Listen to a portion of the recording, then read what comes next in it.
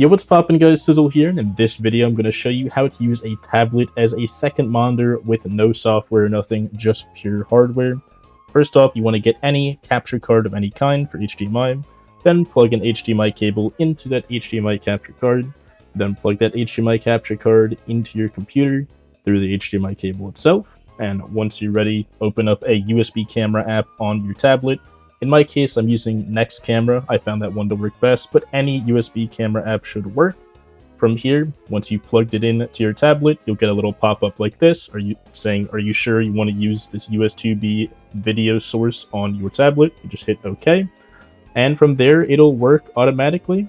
I will say, if your tablet only has support for USB 2, which most of them do, they'll only let you do 60 FPS if you're at 720p. So that's just a warning worth showing, and as you can see here, the mouse is working. It is a working second monitor.